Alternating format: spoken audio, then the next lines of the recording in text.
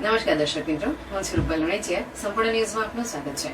ડીસા તાલુકાના મહાદેવિયા ગામે છેલ્લા કેટલાય સમયથી શાળામાં અભ્યાસ કરાતા શિક્ષક અને ગ્રામજનો વચ્ચે વાદ વિવાદ ચાલી રહ્યો છે. જે વિવાદ હવે ચરમસીમાએ પહોંચ્યો હોય તેવું દેખાઈ રહ્યું છે. થોડા દિવસ અગાઉ પ્રાથમિક શાળામાં ફરજ બજાવતા શિક્ષક પ્રદીપપુરી ગોસ્વામી દ્વારા પોતાની ગાડી પર પ્રેસ લખાવીને શાળામાં આવતા ગ્રામજનો વચ્ચે અને શિક્ષક વચ્ચે બોલાચાલી થઈ હતી. જે બાદ આજે મહાદેવિયા ગામના ગ્રામજનોએ એકત્રિત થઈ ડીસા તાલુકા શિક્ષણાધિકારી કચેરી ખાતે અને જિલ્લા શિક્ષણાધિકારી કચેરી ખાતે પહોંચી શિક્ષક પ્રદીપપુરી ગોસ્વામીની તાત્કાલિક અસરથી બદલી કરવામાં આવે તેવી માંગ કરવામાં આવી હતી.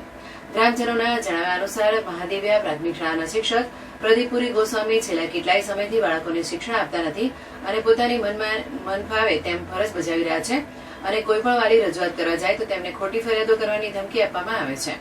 શાળાના આચાર્યનો પણ આ શિક્ષક માનતા નથી. જ્યારે પ્રદીપપુરી ગોસ્વામી એક શિક્ષક હોવા છતાં પોતાની ગાડી પર પ્રેસનું બોર્ડ લગાવીને ગ્રામજનો પર રોપ જમાવી ડરાવવાની કોશિશ કરી રહ્યા છે. ત્યારે આજે મોટી સંખ્યામાં ગ્રામજનોએ એકત્રિત થઈ તાલુકા શિક્ષણ અધિકારી સમક્ષ આવેદનપત્ર આપી ઉગ્ર રજૂઆત કરવામાં આવી હતી અને તાત્કાલિક અસરથી શિક્ષકની બદલી કરવામાં આવે તેવી માંગ કરવામાં આવી હતી.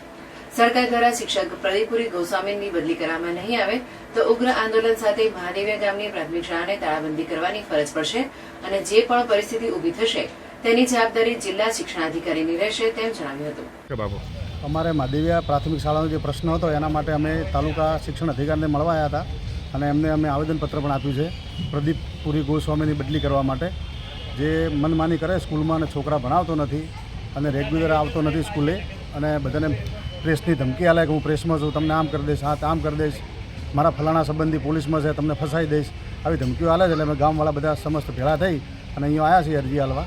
સાહેબને અરજી આલી છે કાર્યવાહી કરવા માટે. જો બાબુ તમારા મહાદેવિયા સ્કૂલની અંદર જે પ્રશ્ન છે એને લઈને જો શિક્ષણ અધિકારી દ્વારા આ પ્રશ્નનું નિરાકરણ નહીં આવે તો તમે ગામ લોકો શું કરશો? અમે ગામ લોકો શાળાની તાળાબંધી કરીશું. ઓકે.